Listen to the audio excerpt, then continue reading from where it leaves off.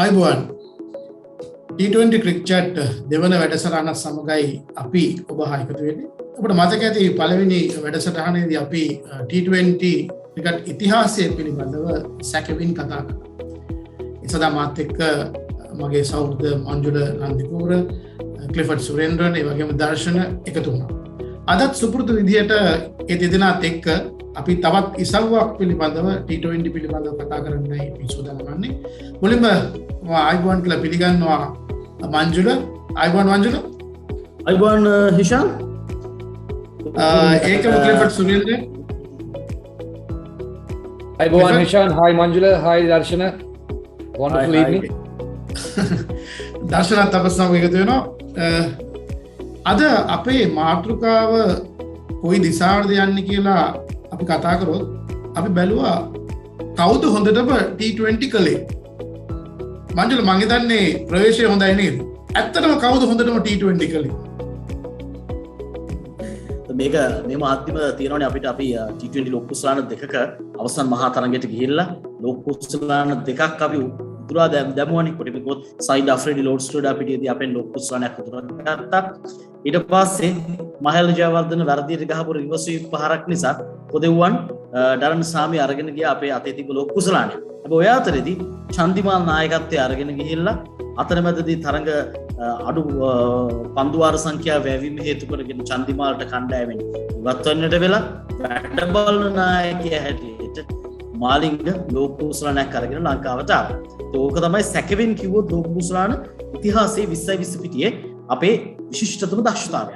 හැබැයි හිෂාන් දැන් මේ ලෝක කුසලානයට අපි ප්‍රවේශය ගනිද්දී 20 T20 වල ICC රෑන්කින් හඳුන්වලා දෙන්නේ 2011 වර්ෂයේ. 2011 වර්ෂයේ මේ රෑන්කින් හඳුන්වා දීමත් එක්කම අපි ඉතාමත් ඉක්මනින් අපේ රෑන්කින්ස් වල අංක 1 දිනා ගන්නට සමත් වෙනවා. ඉතිහාසයේ අපි විමසා බලද්දී ශ්‍රී ලංකා කණ්ඩායම ප්‍රථම වතාවට 2012 සැප්තැම්බර් 29 වෙනිදා ICC 20 රෑන්කින් වල අංක 1ට එනවා. ඒක දින 545ක් රඳවා ගන්නට ශ්‍රී ලංකාව සමත් වෙනවා 2014 මාර්තු 27 දක්වා. ඊට පස්සේ මේක ශ්‍රී ලංකාවත් ඉන්දියාවත් අතර මාරුවෙන් මාරු වෙමින් යනවා. මේ යන ගමනේදී ශ්‍රී ලංකාව අවසාන වතාවට 2016 අවුරුද්දේ පෙබරවාරි 9 වෙනිදා ඉඳන් පෙබරවාරි 11 වෙනිදා දක්වා දින 3ක් මේ නම්බර් 1 රෑන්ක් එක තියාගෙන ඉන්නවා. දැන් ICC 2011 දී T20 රෑන්කින් හඳුන්වලා දීමත් එක්ක අපි මේ අවුරුදු 10ක් ගෙවෙද්දී වැඩිම දින ගණනක් 20 වර්ගීකරණයේ අංක 1ට හිටපු රට තමයි ශ්‍රී ලංකාව. ඒක මම හිතන්නේ හොඳ වාර්තාවක්. වැඩිම තරඟ සංඛ්‍යාවක් අපි මම මේ කිව්වේ කියුමුලේටිව් අංක එකේ හිටපු ඒවල එකතු. ඒ කියන්නේ වැඩිම දින සංඛ්‍යාවක් අපි ඉඳලා තියෙනවා. ඒ වගේම තමයි අපි අඛණ්ඩව තරඟ 35ක් අංක එකේ රෑන්කින් වල ඉඳලා තියෙනවා. මේක ඉතාමත් හොඳ දක්ෂතාවයක් වාර්තාවක්. අපිත් එක්ක කරට කර ඉන්දියාව ඒ වගේම පාකිස්තානය වර්තමානයේදී මේ වාර්තා අතරට එන්නට සමත් වෙලා තියෙනවා. හැබැයි ICC ඉතිහාසය තුල අපේ වාර්තා නම් ඉතාමත් හොඳයි. ඒතර ඔය කාල වකවානුව තුල ශ්‍රී ලංකාව නියෝජනය කරපු කණ්ඩායමට නායකත්වයේ දීපු මේ 20 තරඟ රටාවේ ප්‍රවේශයන් හඳුනාගත්තු ක්‍රීඩකයන් සියලු දෙනාම හොඳටම කරයි කියලා අපිට කියන්න පුළුවන්. ලිෆට් මොකද කියන්නේ ගැන? I completely agree with you, Manjula. Yes. Well, T20, we spoke about last week about T20, the birth of T20 and how Sri Lanka cricket elevated into T20. But having said that, Sri Lankan mentality and the Sri Lankan style of play is always attacking cricket. So it suited very well to this format T20. And Manjula, you beautifully articulated about the past records, right, and how the team did well. But it's not only that, even certain individual records to date in the World Cup history, T20 World Cup history, it stands tall and mostly belongs to Sri Lankans. If you look at the highest run scorer so far is Mahela Jayawardene with 1,016 runs. And the highest partnership in terms of runs in T20 World Cup history is 166. That is between Mahela and Sangakkara in 2010 against West Indies, if I'm not mistaken. And the second highest wicket taker is our very own Malinga. So he just totally missed out by one wicket to Afridi. Afridi has taken 39 wickets and Malinga has taken 38 wickets. And most matches, in terms of most matches, it's Dilshan who has played 35 matches. Right. So if you look at this, you can see how Sri Lanka is sucked into T20 and how much Sri Lanka is involved. So if you look at it, කවුද හොඳටම කරලා තියෙන්නේ? Obviously Sri Lanka. දර්ශන මම හිතන්නේ දැන් අපි තුන්දෙනාම කතා කරනවා හොඳටම කළේ ශ්‍රී ලංකාව කියලා. දර්ශන මොකද කියන්නේ? විෂන් මංජුල කිව්ව කාරණාවත් ඒ වගේම ක්ලිෆර්ඩ් කියපු කාරණාත් අරගෙන බලපුවාම ඔවුන් මංජුල කතා කරනවා ශ්‍රේණිගත කිරීමේ ශ්‍රී ලංකාව අංක 1 වෙන එක සම්බන්ධයෙන් ඒ වගේම ශ්‍රී ලංකාව දෙවතාවක් ලෝක කුසලානේ අවසන් තරගයට එනවා. අවසන් තරගයට ඇවිල්ලා අනුශූරතාව දිනා ගන්නට සමත් වෙනවා. ඒත් එක්කම එක් වතාවකදී අපි ලෝක ශූරයන් බවටත් පත් වෙනවා. ඒ වගේම ක්ලිෆර්ඩ් කිව්ව කාරණේත් එක්ක බලපුවාම අපේ ක්‍රීඩකයන්ගේ දක්ෂතාවයෙන් ගත්තම ලෝකයේ සිටින අනිත් ක්‍රීඩකයන්ට වඩා බොහොම ඉස්සරහින් අපේ ක්‍රීඩකයන්ගේ පෞද්ගලික දක්ෂතාවයන් පෙන්වුම් කරලා තිබෙනවා. නමුත් ගැටලුව වෙන්නේ පෞද්ගලික දක්ෂතාවයන් ක්‍රීඩකයෙකුගේ කණ්ඩායමක ජයග්‍රහණයෙන් ඉවහල් වෙනවාද කියන එක. ගොඩක් වෙලාවට අපි කල්පනා කරපුවාම සමහර අවස්ථාවල ක්‍රීඩකෙක් ශතකයක් වාර්තා කරන්න පුළුවන්. එක්දින තරගයක වෙන්න පුළුවන්. එහෙම නැත්නම් T20 තරගයක වෙන්නට පුළුවන්. නමුත් ශතකයක් වාර්තා කරපු පළියටම තරගයක් ජයග්‍රහණය කරන්න නැති අවස්ථාවක් තිබෙනවා. කණ්ඩායමේ සැලැස්මට අනුකූලව ඒ ශතකය වාර්තා කළා නම් යම් ආකාරයක තරගය ජයග්‍රහණය කිරීමේ හැකියාවක් තිබෙනවා. අපි අරගෙන බලපුවාම මංජුල විශ්ලේෂණය කරපු කාල පරිච්ඡේදය අරගෙන ගත්තාම මේ කාල පරිච්ඡේදය තුළ තමයි ශ්‍රී ලංකාව ඉතාමත් හොඳින් T20 තරගවල ක්‍රීඩා කරන්නේ. ඒ කියන්නේ ශ්‍රී ලංකාව T20 තරග ක්‍රීඩා කරන්නට ආරම්භ කරලා මේ තරග රටාවට අවතීර්ණ වෙලා 2014 දෙසැම්බර් 31 දක්වා අපි කාල පරිච්ඡේදය ආරම්භ බැලුවොත් ශ්‍රී ලංකා කණ්ඩායම මේ කාල පරිච්ඡේදය තුළ තරග 67කට ක්‍රීඩා කරලා මින් තරග 43ක් ජයග්‍රහණය කරලා තිනවා. ජයග්‍රාහී ප්‍රතිශතය විදිහට 64%ක්. තරග 100කට ක්‍රීඩා කළා නම් ඕන තරග 64ක් ජයග්‍රහණය කරලා තිබෙනවා. නමුත් 2015 සිට 2020 දක්වා කාල පරිච්ඡේදය අරගෙන බලපුවාම ශ්‍රී ලංකා කණ්ඩායම T20 තරග 61කට සහභාගී වෙලා ජයග්‍රහණය කරලා තින්නේ තරග 17ක් පමණයි. එහි ජයග්‍රාහී සාමාන්‍ය 28%. සමහර විටක අර මුල් කාලයට වඩා වැඩිපුර මම මේ සඳහන් කරපු දෙවන කාල පරිච්ඡේදය තුළ ක්‍රීඩකයන්ගේ පෞද්ගලික දක්ෂතා ඉහළගෙන එන්නට පුළුවන්. මොකද අපි බොහෝ ක්‍රීඩකයන් ක්‍රීඩාවේ උපරිම තරයට ආපු කාලයක් විතර හඳුනන්නට පුළුවන්. නමුත් කණ්ඩායමක් විදිහට ගත්තාම මේ කණ්ඩායමට ජයග්‍රහණ ලබා ගන්න හැකියාව තියෙන්නේ මුල් 2015 දක්වා නැත්නම් 2014 දෙසැම්බර් 31 දක්වා 64ක ජයග්‍රහණයකුත් 2015 ජනවාරි සිට 2020 දෙසැම්බර් 31 දක්වා 208ක තරග ජයග්‍රහණයකුත් පමණයි ශ්‍රී ලංකා කණ්ඩායම මේ කාල සීමාව තුළ ලබාගෙන තියෙන්නේ. දැන් අපි සාර්ථකත්වය පිළිබඳව ඉතාමත් උනන්දුවෙන් සහ උදම් ඇනීමෙන් අපි කතා කරනවා. නමුත් අපි දකින දෙයක් තමයි මෙවර T20 ලෝක කුසලානේදී ශ්‍රී ලංකාවට අත් වෙලා තියෙන ඉරණම. මොකද වසර එකක් ශූරතාවය ලබාගෙන වසර දෙකක් අනුශූරයන් වෙලා නමුත් මෙවර අපිට යම් කිසි ආකාරයක පසුබෑමකට ලක්වීමක් වෙලා තියෙනවා මට හිතෙනවා. මොකද දැන් කවදාවත් මම හිතුවේ නෑ මේ ක්වොලිෆයින් රවුන්ඩ් එක මේ ශ්‍රී ලංකා කණ්ඩායමේ දක්ෂතාවයන් පෙර දක්වා තිබෙති. මම යෝජනා කරනවා යම් කිසි ආකාරයකට දර්ශන කිව්වාගේ ඒක පුද්ගල තනි දක්ෂතාවයන් තුළ නැගුණත් කණ්ඩායමක් වශයෙන් පෞද්ගලික වකවානු තුළ ශ්‍රී ලංකා කණ්ඩායම ඉස්මතු නොවීම මේකට යම් කිසි ආකාරයක අත්වලක් වුණා කියලා විශේෂයෙන් මේ ක්වොලිෆයින් රවුන්ඩ් එකට ක්‍රීඩා කරන්නේ.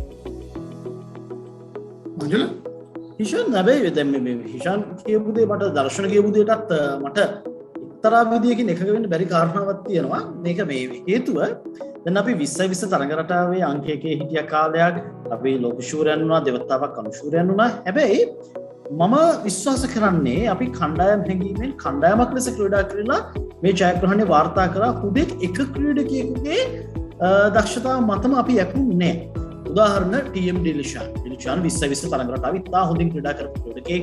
ඕ ඩිල් ස්කූප් එක හඳුන්වලා දෙනවා. ඌ තමයි එංගලන්තයේදී ලෝක කුසලානේ අභියස ශ්‍රී ලංකා කණ්ඩායම රැගෙන ගිය ක්‍රීඩකයා. හැබැයි ඔහු වටා කණ්ඩායම ගොඩ නැගුණා. එතකොට මේ තරඟ රටාවේ මහේල ජයවර්ධන කියන්නේ උපක්‍රමික නායකයෙක් ශ්‍රී ලංකාව හඳුනාගත්ත. කුමාර් සංගක්කාර බොහෝ දෙනෙක් සංගක්කාරගේ තාක්ෂණීය සියල්ල ගැන කතා කරා. හැබැයි සංගක්කාර සමත් වුණා තාක්ෂණය අපූර්වවට ගලපන්න 20 ක්‍රීඩා පිටියට. ඒ අතර ලසිත් මාලින් ගෙනවා වෙනම විදියකින් කණ්ඩායමට නුවන් කුලසේකර මේ කණ්ඩායමේ ඉඳලා අති මෙහෙයක් විශිෂ්ට මෙහෙයක් ඉෂ්ට කරනවා 2014 ලෝක කුසලානේ ජයග්‍රහණයට. ඒ වගේම අනිවාර්යයෙන්ම මැතිව්ස් ලොකු කැපකිරීමක් ලොකු මෙහෙයක් හිටු කළා. ඒ වගේම කාලයක් කණ්ඩායමේ නායකත්වයේ දරුවා. ඔබට මතකද රංගන හේරත් නවසීලන්තයේ පන්දීමක නිරත වෙලා නොතිබුණු ජයග්‍රහණයක් ශ්‍රී ලංකා ගන්න අරබල දෙනවා. එනිසා මම හිතන්නේ දර්ශන මේක මේ තනි පුද්ගලයන් මත ඇපිලා අපි මේ අංක එක ගත්තා හොඳටම කරා කියන කාරණාව තනි පුද්ගලයන් මත නෙමෙයි තිබුණේ. කණ්ඩායමක් ලෙස ක්‍රීඩා කිරීමෙන් තමයි අපි මේ දේවල් නගා කරගත්තේ. අර පුද්ගලයෙක් දෙන්නේගේ දක්ෂතා උඩට එනවා. නමුත් අපි සමස්තය හැටියට මම විශ්වාස කරනවා අපි කණ්ඩායමක් හැටියට කටයුතු කරා ජයග්‍රහණය කරා. අන්න එතකොට අපි මේ පල්ලම් බහලා ඉන්නේ දැන් හිෂාන් මතක් කරපු කාරණාව. අපි ක්වොලිෆයිං රවුන්ඩ් එකකට යන්නේ. ඇයි? කණ්ඩායමක් ලෙස ක්‍රීඩා නොකරන නිසා නැත්නම් පුද්ගලයෝ නැති නිසාවත් මාලිංග නැති නිසාවත් මහේල විශ්‍රාම ගැනීම නිසාවත් නෙවෙයි කියලා මම නම් හිතන්නේ.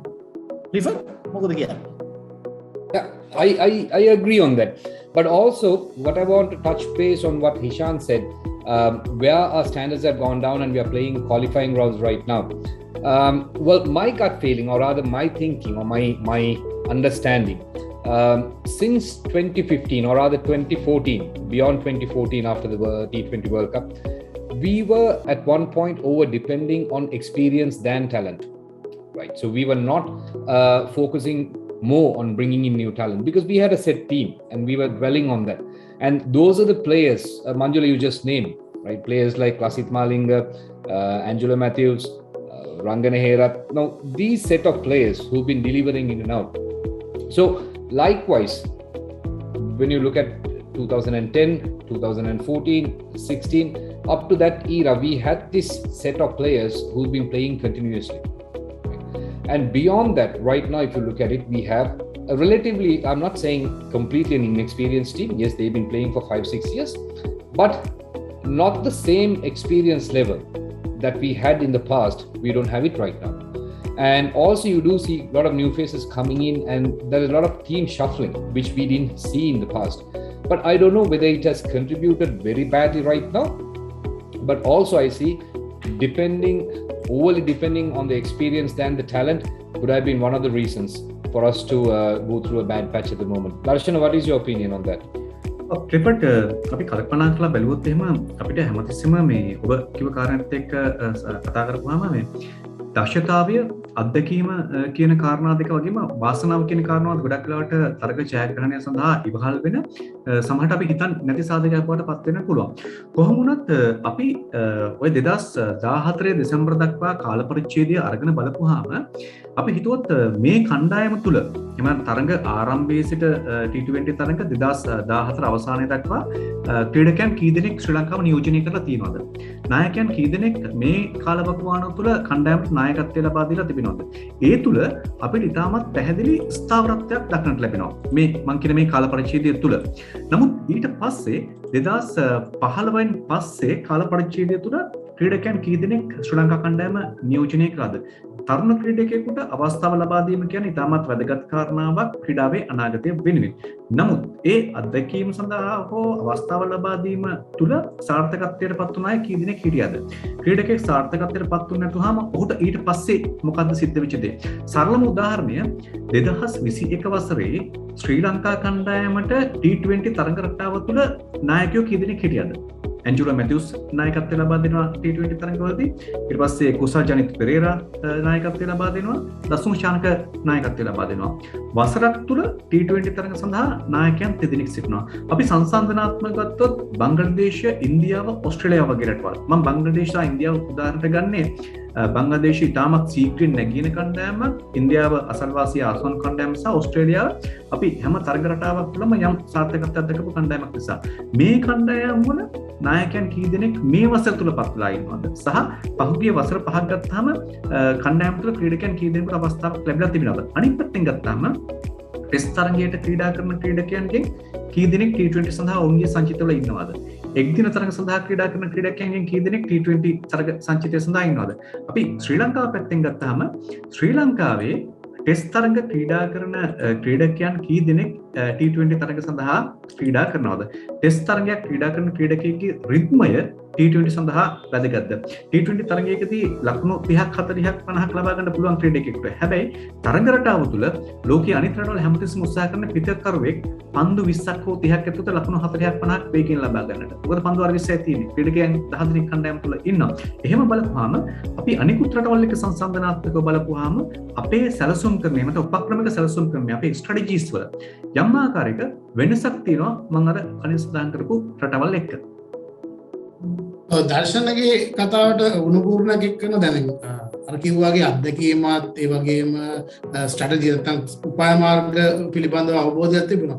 එහෙදි මට දකින දෙයක් තමයි දැන් සමහර වෙලාවට මේ අපි අභියෝග උපක්‍රමශීලීව යොදා ගන්න අවස්ථාවල් අඩු බවක් මම දැක්ක පෞද්ගලික කාලේ. මගේ පෞද්ගලික මතයට විශේෂයෙන්ම අපි දුමු උදාහරණයක් විදිහට තරගයක රටාව වෙනස් කරන්න දැඩි තීරණ සමහර ගන්න ඉඩ තියෙනවා. මොකද ඒ සැලසුම් සමහරලාට මංජුල වෙනස් වෙන්න පුළුවන්, පරාජයට මුල් වෙන්න පුළුවන්, සමහර ජයග්‍රහණ වේ. මොකද ඒ තීරණ ගැනීමේදී යම් කිසි ආකාරයක ගැටලු සහගත තත්ත්වයක් තිබ්බා. මට හිතෙන විදිහට අර අත්දැකීම් බහුල නොමැතිකමද කියන ප්‍රශ්නාර්ථය මා තුළ තිබෙනවා.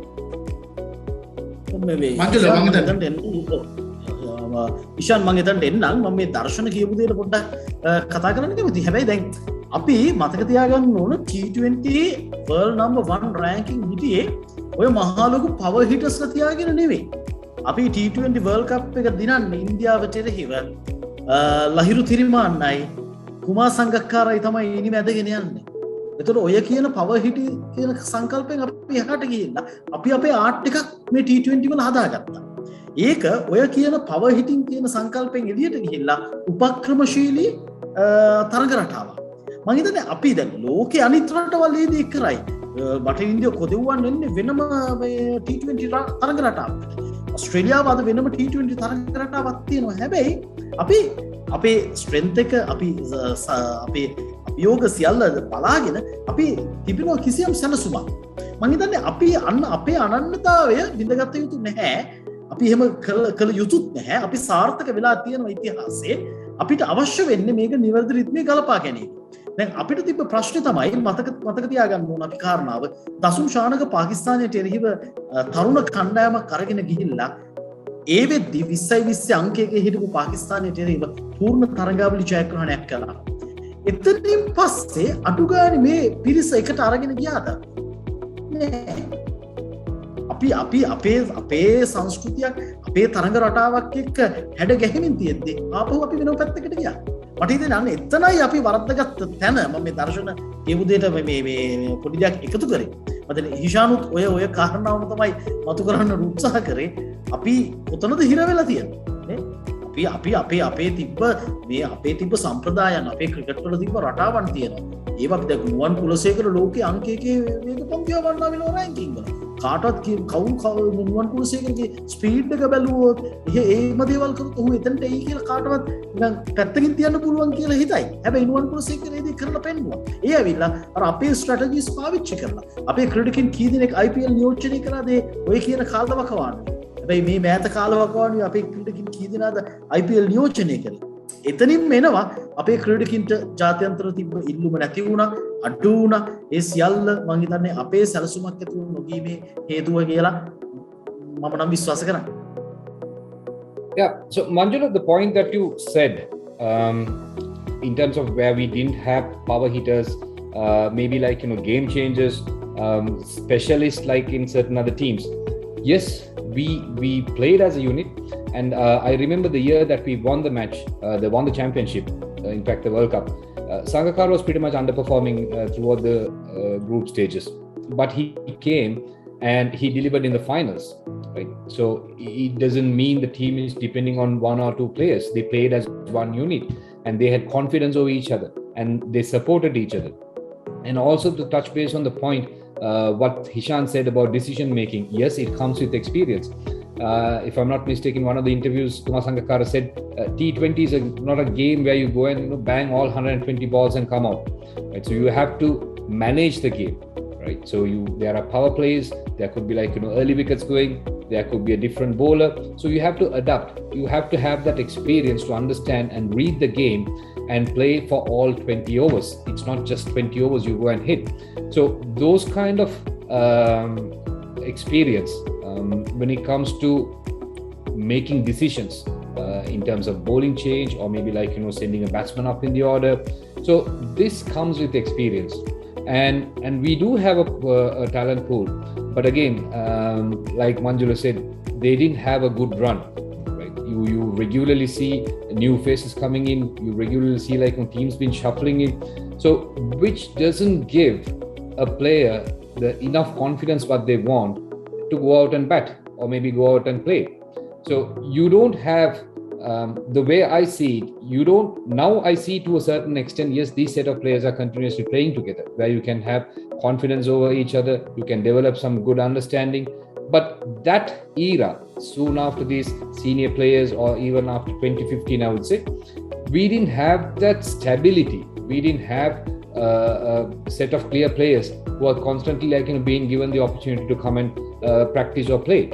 So this probably would have brought down the confidence level of them. And also we lacked a lot of leadership. We had a lot of senior players who, I mean, if you look at those old matches, you can see when a bowler is getting hit by a batsman, you do get like, you know, 3 or 4 senior players coming and talking to them, right? Nobody screamed at each other. So they were sharing experience. When there's a fielding change needed to be done, right, there were a lot of team discussions happening, right? You barely see all those things now. So I do believe, yes, the talent should be there, like Darshana said, luck should be there as well, but little bit of experience to drive the team, and also to guide the team, and also to make right decisions in the middle, that is what we are lacking at the moment. කෙෆඩ් ඔයා කිව්ව කතාවත් එක්ක තවත් දෙයක් එකතු කරනවා නම්, විශේෂයෙන්ම දැන් අපි කල්පනා කරලා බලමු T20 තරඟ රටාව තුළ 2007 දී තමයි මුල් මොහොතට ලෝක කුස්ලානිකට ශ්‍රී ලංකා කණ්ඩායම සහභාගී වෙන්නේ. ඊට පස්සේ 2009 වසරේදී ශ්‍රී ලංකා කණ්ඩායම එංගලන්තයේදී Tamanට ගුරු පුරුදු නැති තනපිරිවලදී අනුශූරයන් බවට පත් වෙනවා. ඊට පස්සේ 2012 දී ඊළඟ ලෝක කුස්ලානයේදී ලංකාවේදී ශ්‍රී ලංකාව අනුශූරයන් බවට පත් වෙනවා. ශ්‍රී ලංකා කණ්ඩායම පැත්තේ තිබුණු ජයග්‍රහණයක් තමයි ශ්‍රී ලංකා කණ්ඩායමට අහිමි වෙන්නේ. ඊට පස්සේ ඊළඟ අවුරුද්ද 2014 වසර හරියටම පිටම පැවති තරගාවලි වලදී ශ්‍රී ලංකාව ශූරතාව දිනා ගන්න සමත් වෙනවා. එතකොට මේ පළවෙනි, දෙවෙනි, තුන්වෙනි, හතරවෙනි ලෝක කුස්ලානවල ශ්‍රී ලංකා කණ්ඩායම දක්වපු දක්ෂතාවයන් ඊට පස්සේ ශ්‍රී ලංකා කණ්ඩායමට දක්වන්නට හැකියාව ලැබෙන්නේ නැහැ T20 තරග රටාව තුළ. මේ කාල පරිච්ඡේදය තුළ සිද්ධ වෙච්ච ප්‍රධානම වෙනස්කම් විදිහට අපිට හඳුනන්න පුළුවන් මහේල ජයවර්ධන කුමාර සංගක්කාර විශ්‍රාම ගැනීම 2015 පසු කාල සීමාව තුළ. ඒත් එක්කම විශේෂයෙන්ම ශ්‍රී ලංකා කණ්ඩායම ලෝකේ අනිකුත් කණ්ඩායම් එක්ක ගත්තාම මජුල කිව්වා වගේම ඕනම තරඟ රටාවක් ඉතාමත් ඉක්මනින් ග්‍රහණය කරගන්නට, ඒ තරඟ රටාව ඉතාමත් ඉක්මනින් අවතීර්ණ වෙන්නට දක්ෂතාවයක් තිබෙන කණ්ඩායමක්. ඒ නිසා තමයි ඕන 1979 ලෝක කුස්ලානයේදී ප්‍රබල ඉන්දිය කණ්ඩායම පරාජයට පත් කරනවා. ඒ වගේම 1985 දී ටෙස්ට් තරඟ ලබා ගන්න අවුරුදු 3ක් ඇතුළත ප්‍රබල ඉන්දිය කණ්ඩායම පරාජිත කළා පළමු ටෙස්ට් තරඟ ජයග්‍රහණ ලබා ගන්නවා. ශ්‍රී ලංකා කණ්ඩායමේ ශ්‍රී ලංකා ක්‍රීඩකයන්ගේ සමස්තයක් විදිහට ගත්තාම ශ්‍රී ලංකාවේ පුරවැසියන්ගේ තිබෙන දක්ෂතාවය ඕනෑම දෙයක් ඉතාමත් ඉක්මනට ග්‍රහණය කරගන්නට, ඒකට අනුගත වෙන්නට යම් ආකාරයක හැකියාවක් තිබෙනවා. හැබැයි අනිත් රටවල් තරමක් පමා වුණත් මෙයට අනුගත වන්නට ඉන්පසු ඕන්නේ අධ්‍යයනය කරනවා. ඕන්නේ අධ්‍යයනය කරලා ඔවුන්ගේ වැරදි හදාගෙන සමහරට ශ්‍රී ලංකාවම ගන්න ඇති උදාහරණයකට ඔවුන් කරන දේවල් බලාගෙන ඔවුන්ගේ උපක්‍රමික සැලසුම් කරන සකස් කර ගන්නවා. එහෙම ගත්තාම අපි යම් ආකාරයකට යම් ක්‍රාමාවක් තුළ කොටු වෙලා ඉන්නවා වෙන්නට පුළුවන්. අනිකුත් කණ්ඩායම් සීක්‍රෙන් ඔවුන් සමහරට රිසර්ච් කරනවා වෙන්න පුළුවන්, අධ්‍යයනය කරනවා, හැම දෙයක් පැත්තම කරලා ඔවුන්ගේ සැලසුම් ඒ ආකාරයෙන් සකස් කරනවා වෙන්න පුළුවන්. තාක්ෂණය භාවිත කරනවා වෙන්න පුළුවන්, නවීන තාක්ෂණය බොහෝ විට. එහෙම ගත්තාම මම හිතනවා මේ කාල පරිච්ඡේදය තුළ අපි පසුබෑවාට වඩා අපිට අද ලෝක කුස්ලානයේදී යම් ආකාරයකට සුදුසම් වීමේ තරගාවකට එක් වෙන්න සිද්ධ වෙලා තියෙනවා. අපි පසුබෑවාට වඩා අපේ දක්ෂතාව වෙන සමහරට අඩු නොවී තියෙන්නට පුළුවන්. නමුත් අනිත් රටවල් ඉතාමත් හොඳ අපිට වඩා වේගෙන් ඔවුන් සමහර විට මේ ක්‍රමවේදයන් තුළ ඉදිරියට ගියා තියෙනවා වෙන්නට පුළුවන්. ඒ නිසා මේ දෙක අතර අපි සහ ඔවුන් අතර පරතරය වැඩි වෙලා තියෙනවා. අදස්සුරදී අපි කතා කළේ කවුද හොඳටම කළේ. ඒකම දැන් දර්ශන මත කළ දෙයක් තමයි කොහොමද අපි හොඳට කරන්නේ. ඒකත් එක්තරා විදිහක දෙයක්නේ. මංජුට කතාව අවසන් කරන්නට මේකට යමක් එකතු කරලා දැන් කවුද හොඳටම කළේ කියලා ඔබ සඳහන් කරා. අපි ශ්‍රී ලංකාව හොඳටම කළා. දැන් දර්ශන මත කරනකොට කොහොමද අපි අර හොඳටම කලේ විදියට නැවත ආපහු කරන්නේ? මේකට පොඩි අත්දැකීමත් එක්ක යමක් එකතු කරන්නකො මේ කතාව අවසන්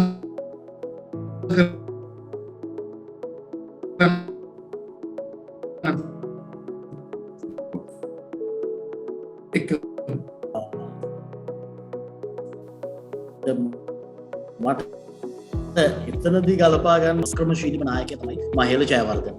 මහේලත් එක්ක තමයි සංගක්කාරත් ලෝඩ්ස් ක්‍රීඩා පිටියේදී අනුශූරයන් හැටියට අභිෂේක ලබන්නේ. ඊට පස්සේ මහේල කරපු වැරද්දක්ම නිසා අපිට 2020 ලෝක කුසලානේ අහිමි වෙනවා 2012.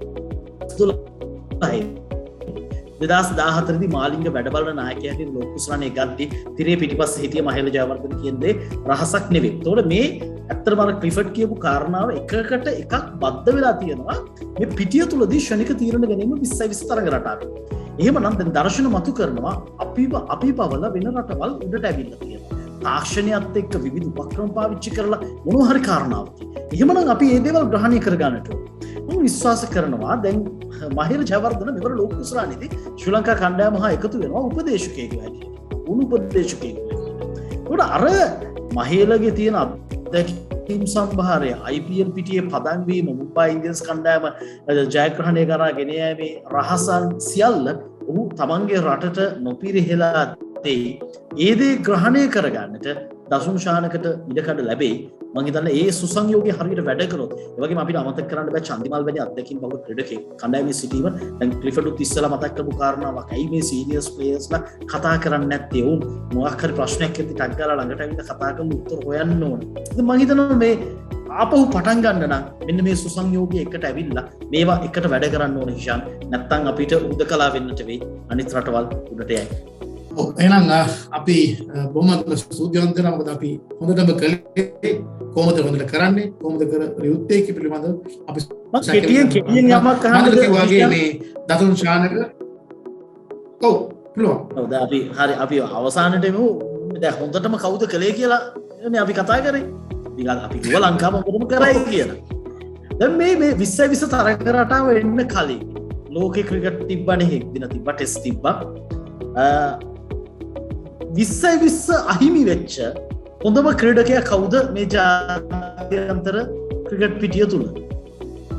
2020 අහිමි වෙච්ච හොඳම ක්‍රීඩකයා මම හිතන්නේ විවියන් රිචර්ඩ්ස් වගේ එතකොට බටහිර ඉන්දියාවේ කොදු පිළ ප්‍රයෝජනය කළ ප්‍රබල ක්‍රීඩකයන් රසක් අපිට අමතක කරලා පෙළ ගැසී ඒ වගේම ඕස්ට්‍රේලියාවෙන් බිහිවෙච්ච ක්‍රීඩකයන් ඉතින් ඔවුන් එක්ක මංජුල මේ වේගවත් කතාව මංජුල අහන්නේ ලංකාවට දර්ශන ලංකාවෙන් කවුද හිතන්නේ මේ ක්‍රීඩකයා? කිසිම විවාදයක් නෑ අරින්ද සිල්වා.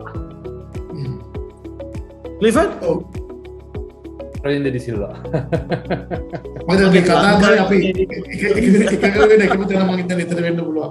ඉතින් ඒකකතාවයත් එක්ක අපි මංජුල දර්ශන ක්ලිෆර්ඩ් බොහොම ස්තුතියි මේ T20 ක්‍රිකට් චැට් දෙවන අදියට ශ්‍රී ලංකා sports.com වෙනුවෙන් සහභාගී වුණාට අපි තවත් දවසක මේ පිළිබඳව කතා කරන්න බලාපොරොත්තු වෙනවා. ඉතින් ඔබ සියලු දෙනාටම නැවතත් ස්තුතිවන්ත වෙමින් අපි අදට සමුගන්නවා තවත් දවසක T20 ක්‍රිකට් චැට් තුලින් හමුවේ බලාපොරොත්තු ඇති.